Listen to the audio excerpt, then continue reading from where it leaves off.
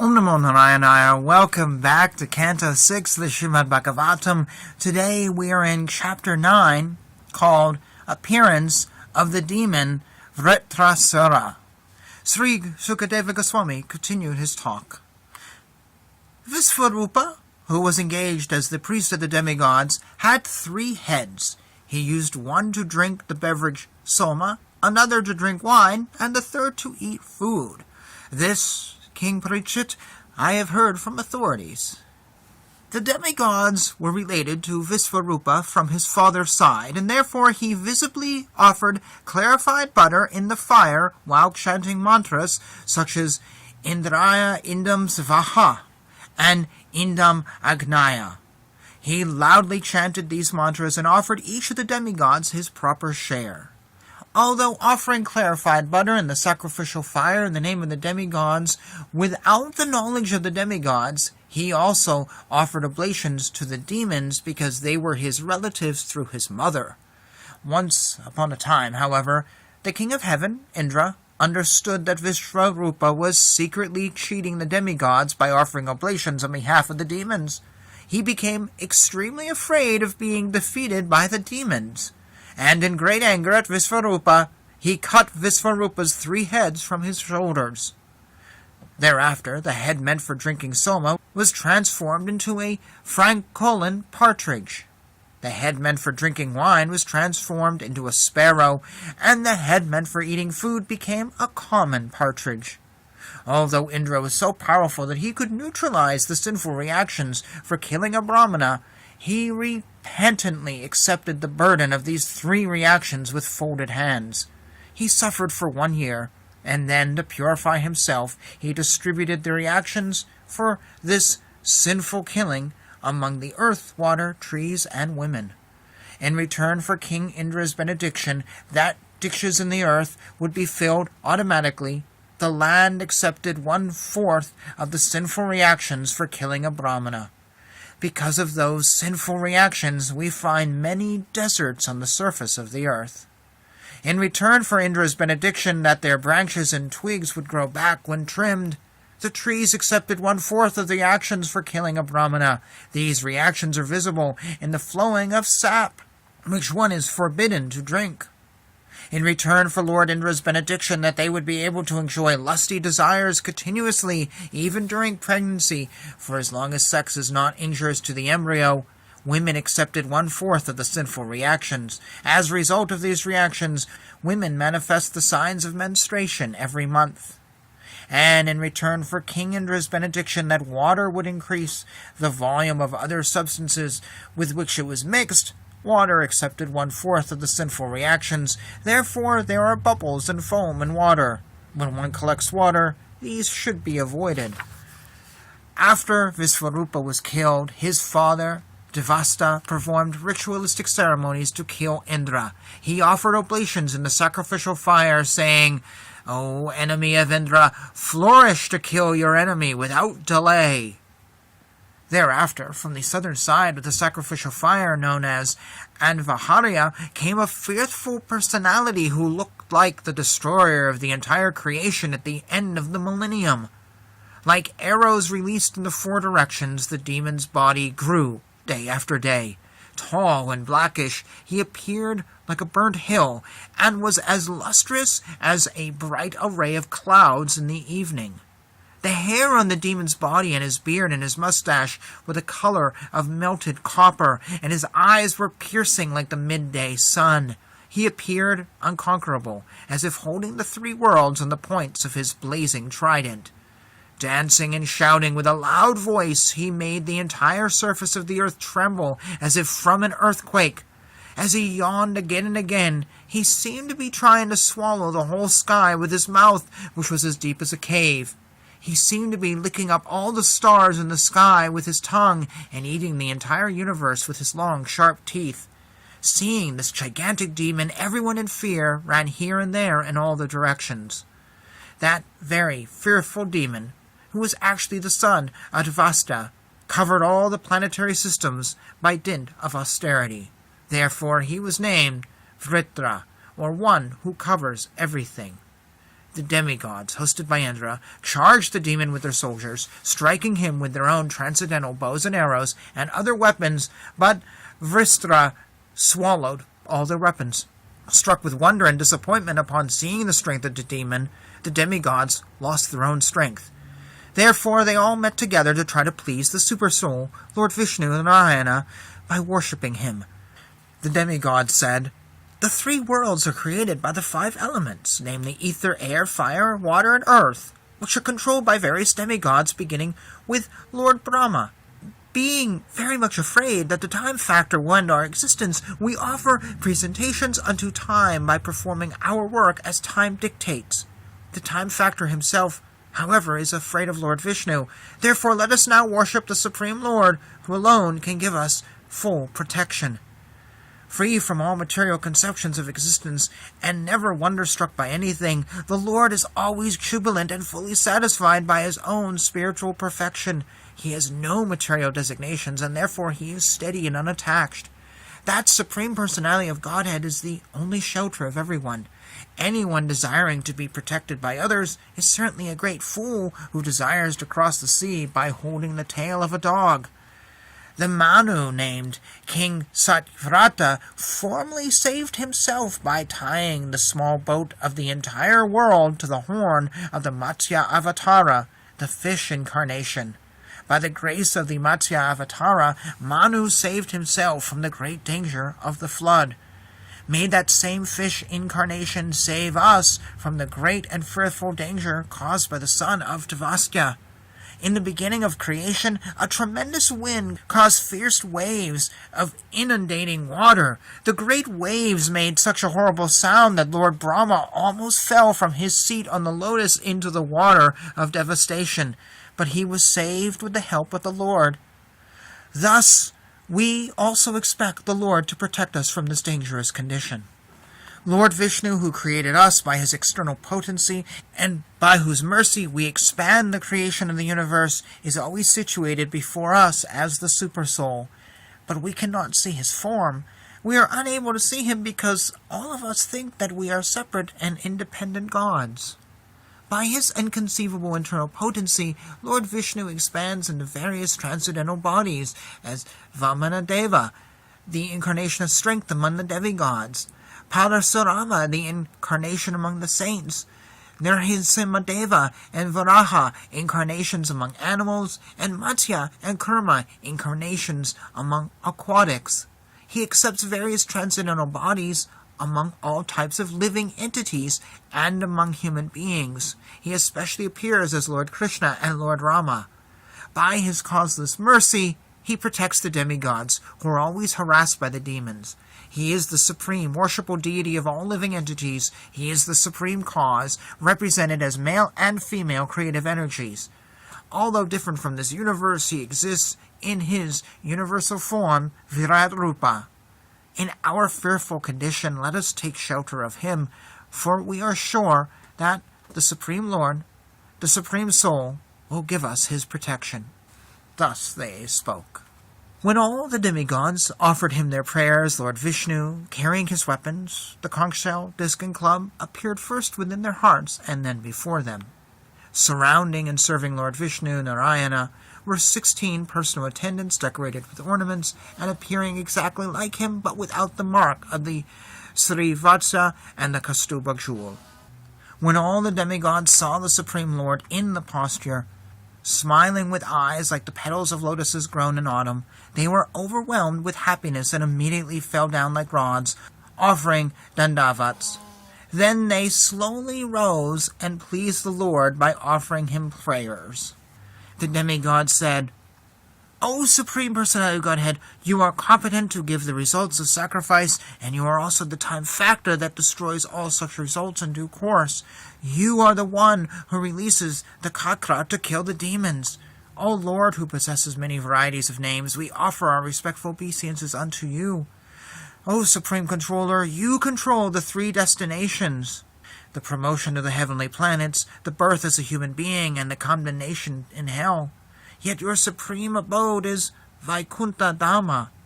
Since we appeared after you created this cosmic manifestation, Your activities are impossible for us to understand. We therefore have nothing to offer you but our humble obeisances. O Supreme Personality of Godhead, O Narayana, O Vasudeva, Original Person, O Most Exalted Person, Supreme Experience, Welfare Personified, O Supreme Benediction, Supremely Merciful and Changeless, O Support of the Cosmic Manifestation, Sole Proprietor of all planetary systems, Master of everything, and Husband of the Goddess of Fortune, your lordship is realized by the topmost sannyasis who wander about the world to preach Krishna consciousness, fully absorbed in samadhi through bhakti yoga. Because their minds are concentrated upon you, they can only receive the conception of your personality in their fully purified hearts. When the darkness in their hearts is completely eradicated and you are revealed to them, the transcendental bliss they enjoy is the transcendental form of your lordship. No one but such persons can realize you. Therefore, we simply offer you our respectful obeisances. O Lord, you need no support, and although you have no material body, you do not need cooperation from us. Since you are the cause of the cosmic manifestation, and you supply its material ingredients without being transformed, you create, maintain, and annihilate this cosmic manifestation by yourself. Nevertheless, although you appear engaged in material activity, you are transcendental to all material qualities. Consequently, these material activities of yours are extremely difficult to understand. These are our inquiries. The ordinary conditioned soul is subject to the material laws, and he thus receives the fruits of his actions. Does your lordship, like an ordinary human being, exist within this material world in a body produced by the material modes? Do you enjoy or suffer the good or bad results of actions under the influence of time, past work, and so forth? Or, on the contrary, are you present here only as a neutral witness who is self-sufficient, free from all material desires, and always full of spiritual potency? We certainly cannot understand your actual position. O Supreme Personality of Godhead, all contradictions can be reconciled in you. O Lord, since you are the Supreme Person, the reservoir of all unlimited spiritual qualities, the Supreme Controller, your unlimited glories are inconceivable to the conditioned souls. Many modern theologians argue about right and wrong without knowing what is actually right. Their arguments are always false and their judgments inconclusive because they have no authorized evidence from which to gain knowledge of you. Because their minds are agitated by scriptures containing false conclusions, they are unable to understand the truth concerning you. Furthermore, because of the polluted eagerness to arrive at the right conclusion, their theories are incapable of revealing you, who are transcendental to their material conceptions. You are one without a second, and therefore in your contradictions, like doing and not doing, happiness and distress, they are not actually contradictory. You are one without a second, and therefore in you, contradictions are not contradictory. Your potency is so great that it can do and undo anything as you like. With the help of the potency, what is impossible for you? Since there is no duality in your constitutional position, you can do everything by the influence of your energy. A rope causes fear for a bewildered person who considers it a snake, but not for a person with proper intelligence who knows it to be only a rope. Similarly, you as a super soul in everyone's heart inspire fear or fearlessness according to one's intelligence, but in you there is no duality. With deliberation, one will see that the Supreme Soul, although manifested in different ways, is actually the basic principle of everything. The total material energy is the cause of the material manifestation, but the material energy is caused by him. Therefore, he is the material manifestation. Therefore, he is the cause of all causes, the manifester of intelligence and the senses. He is perceived as the supersoul of everything. Without him, everything would be dead. You, as that supersoul, the supreme controller, are the only one remaining. Therefore, O killer of the Madhu demon, incessant transcendental bliss flows in the minds of those who have even once tasted but a drop of the nectar from the ocean of your glories. Such exalted devotees forget the tiny reflection of so-called material happiness, produced from the material senses of sight and sound. Free from all desires, such devotees are the real friends of all living entities. Offering their minds unto you and enjoying transcendental bliss, they are expert in achieving the real goal of life. O Lord, you are the sole and dear friend of such devotees, who never need return to this material world. How could they give up in engagement in your devotional service?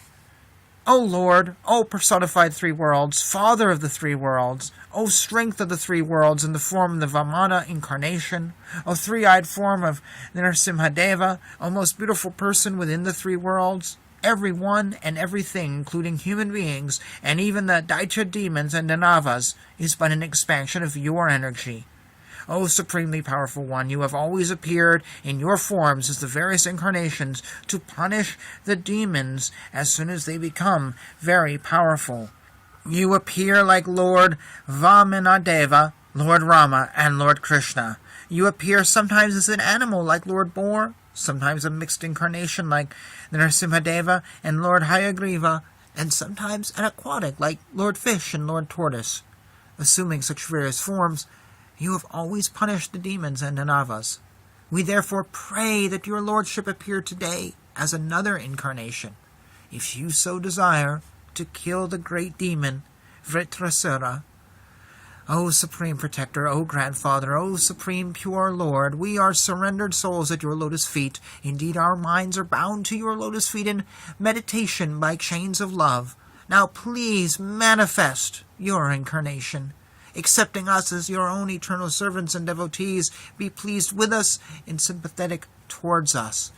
By your love-filled glance with its cool and pleasing smile of sympathy, and by the sweet nectarian words emanating from your beautiful face, free us from the anxiety caused by this Vrtrasura, who always pains the cores of our heart.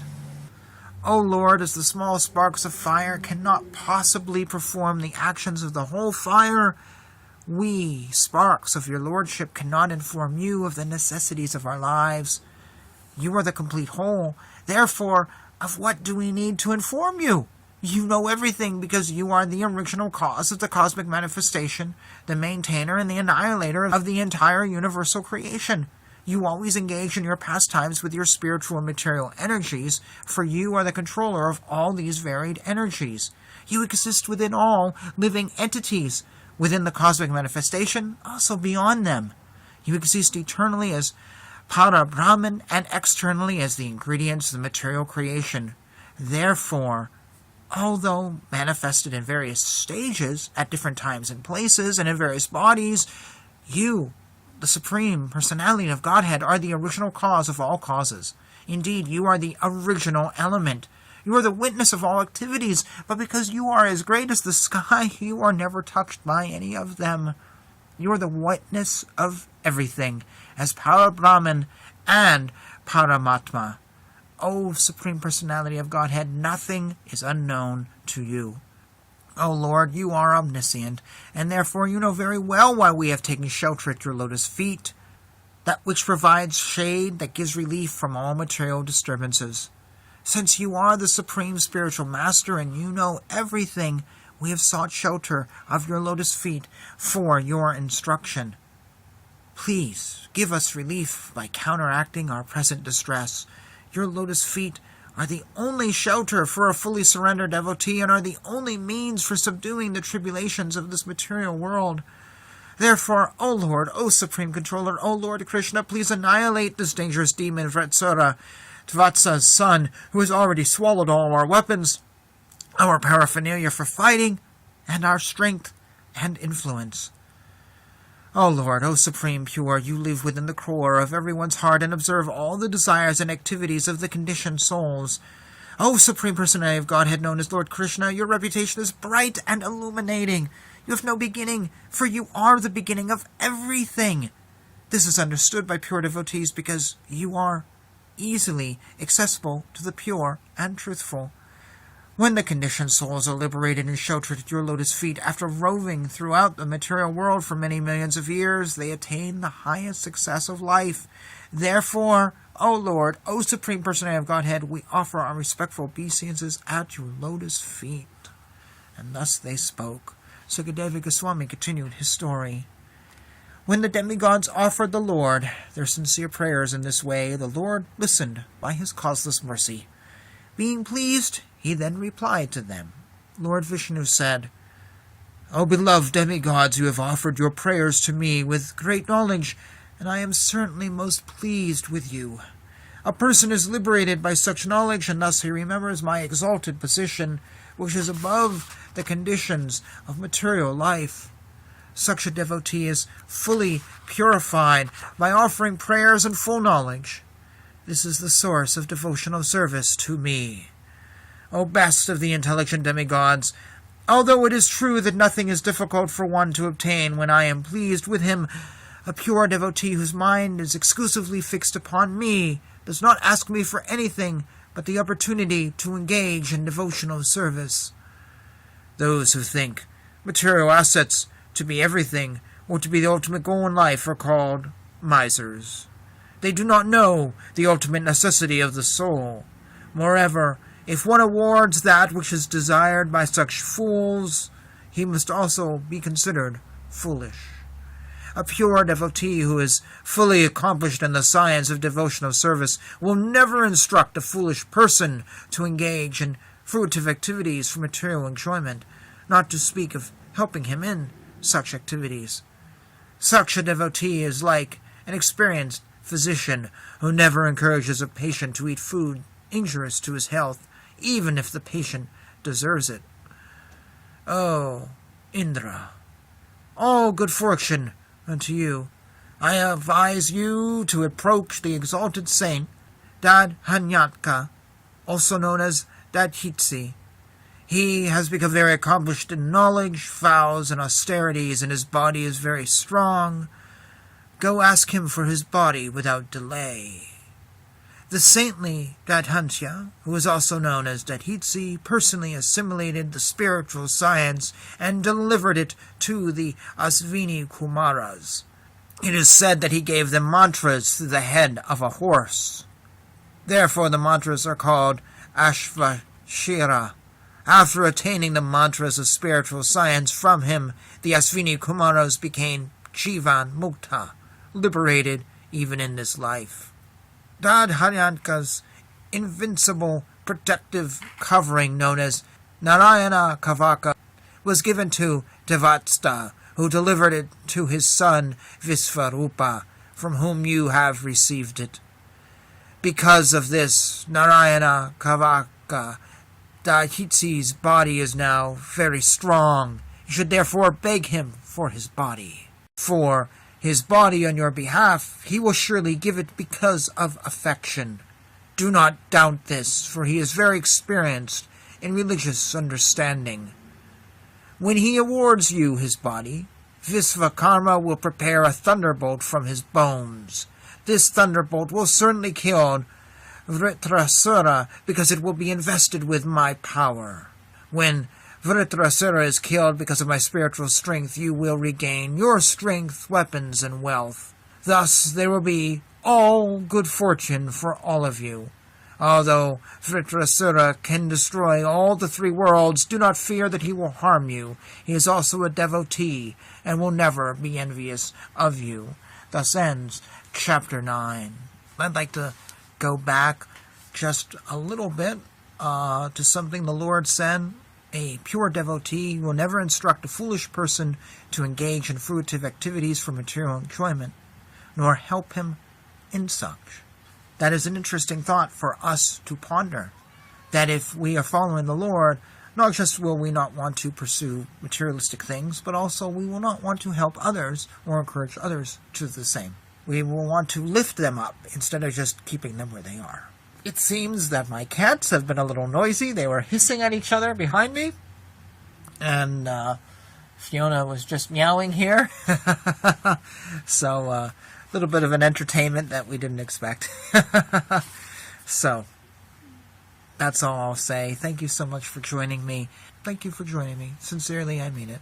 You can check out this channel on lots of different places, BitChute, YouTube, Rumble, Spotify, Amazon, tons of different podcast sites. All those are listed down below. Feel free to reach out to me, comment, like, subscribe, all that good stuff on YouTube. And until next time, Jai Shri Krishna.